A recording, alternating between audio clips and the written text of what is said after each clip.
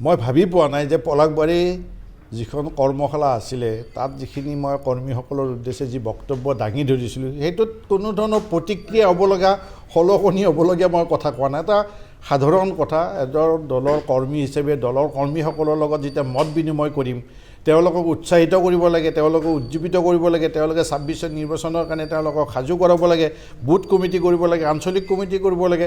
এইটো দলৰ এগৰাকী সাধাৰণ সম্পাদক হিচাপে দলৰ কৰ্মীসকলৰ লগত মত বিনিময় কৰোঁতে মই তেনেকুৱা ধৰণৰ কিছু কথা কৈছিলোঁ আৰু কৈছিলোঁ যে ভাৰতবৰ্ষত আঞ্চলিকতাবাদৰ প্ৰাসংগিকতা আছিল, বৰ্তমান আছে আৰু ভৱিষ্যতলৈও থাকিব। পুনৰবাৰ সমগ্ৰ ভাৰতবৰ্ষত আঞ্চলিকতাবাদী শক্তিৰ উত্থান হৈছে। উদাহৰণস্বৰূপে চন্দ্ৰবাবু নাইডুৱে অন্ধ্ৰত চৰকাৰ কৰিছে, নীতিশ কুমাৰে বহুত দিন ধৰি বিহাৰত শাসন কৰি আছে, ঠিক তেনেকৈ মমতা বেনাৰ্জীয়ে যদিও তেওঁলোকে সৰ্বভাৰতীয় ৰাজনৈতিক বুলি কয়, এইটো এটা বঙালীসকলৰ মই আঞ্চলিকতাবাদী শক্তি বুলি ভাবোঁ। গতিকে তেওঁলোকে তাত চৰকাৰ কৰি আছে। আপোনালোকে মহাৰাষ্ট্ৰৰ ক্ষেত্ৰত দেখিছে যে তাত হয় উদ্ধৱ ঠাকৰে হৈছে, নহয় একনাথ সিন্দে আছে, দুটা আঞ্চলিক দলৰ মানুহ। এতিয়া ঝাৰখণ্ডৰ নিৰ্বাচনটো চলি আছে কাৰ বিৰুদ্ধে? মানে মুক্তি মৰ্চাৰ, ঝাৰখণ্ড মুক্তি মৰ্চাৰ বিৰুদ্ধে। গতিকে তাতো আঞ্চলিকতাবাদী শক্তি আছে, আমাৰ উত্তৰ পূৰ্বাঞ্চলতো আছে। গতিকে আমি অসম গণ পৰিষদ দলো আৰু অধিক শক্তিশালীভাৱে ২৬ নিৰ্বাচনত অৱতীৰ্ণ হ'ব লাগে আৰু ভাৰতবৰ্ষত আজিৰ তাৰিখত আঞ্চলিকতা বাদ দি শক্তিক বাদ দি কোনো চৰকাৰ গঠন কৰিব নোৱাৰে। সেই কথাটো মই স্পেচিফিকলি কৈছিলোঁ যে আজিও নৰেন্দ্ৰ মোদী ডাঙৰীয়া চৰকাৰত যদি চন্দ্ৰবাবু নাইডু আৰু নীতিশ কুমাৰৰ লগত সংঘাত হয়, চৰকাৰখন ভাঙি পৰিব।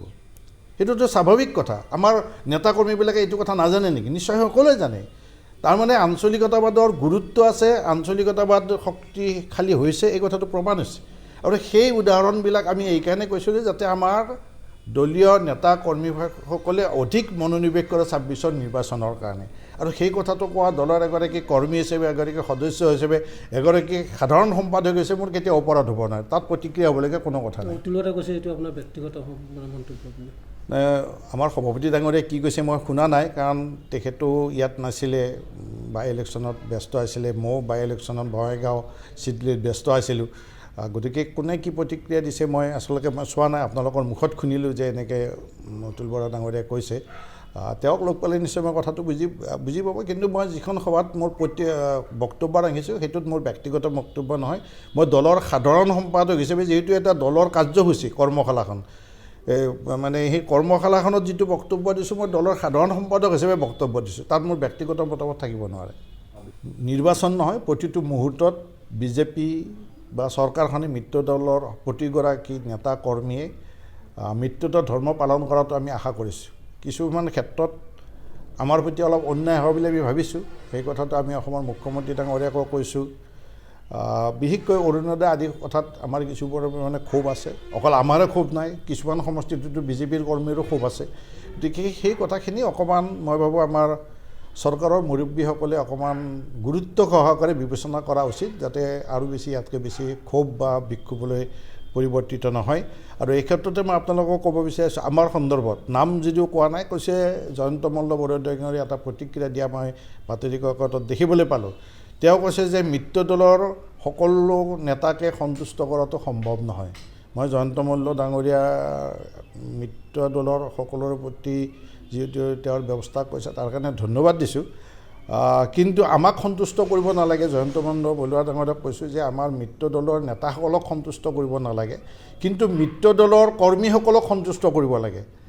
আৰু অকল AGP বুলি নহয়, বোধহয় তেওঁৰ হাতত খবৰ নাই যে অসমত বৰ্তমান বিজেপিৰ কৰ্মীসকলক কিমান তেওঁলোকে সা সুবিধা দিছে। তেওঁলোক ক্ষোভিত হয় নে নহয় সেই খবৰটো বোধহয় জয়ন্ত মল্ল বৰুৱাৰ হাতত নাই। আৰু যদি তেওঁ সেইটো এটা উদাহৰণ লাগে, তেওঁ কমলপুৰ সমষ্টিখন এপাক ঘূৰিলে হয়, ইয়াত দেখিব যে বিজেপিৰ কৰ্মীসকল আমাৰ AGPৰ কৰ্মীসকলতকৈ বেছি ক্ষোভত আছে বা নোপোৱাৰ বেদনাত আছে। মই ২৬ নিৰ্বাচন খেলিম আৰু আমি আশা কৰোঁ যে ২৬ ভাৰতীয় জনতা পাৰ্টীয়ে অসম গণ পৰিষদ দলক কমলপুৰ সমষ্টিৰ আসনখন এৰি দিব লাগে, যেনেকৈ যোৱাবাৰ আমি এৰি দিছিলোঁ। গতিকে ২৬ নিৰ্বাচন খেলিবৰ কাৰণে মই আমাৰ নেতা কৰ্মীসকলক লৈ, কমলপুৰ সমষ্টিৰ নেতা কৰ্মীসকলৰ কথা মতে আমি সকলোৱে প্ৰস্তুত হৈছোঁ। তেওঁলোকেও দিনে নিশে কাম কৰিছে, ময়ো দিনে নিশে কাম কৰিছোঁ, আৰু সেই কথাটো আপোনালোকৰ দৃষ্টিত নিশ্চয় আছে। আপুনি বিচৰা বাতৰি পাব কেৱল নিউজ 18 এপত। নিউজ 18 এপ ডাউনলোড কৰিবলৈ স্ক্যান কৰক এই QR কোড। গুগল প্লে ষ্টৰতো পাব এই নিউজ 18 এপ।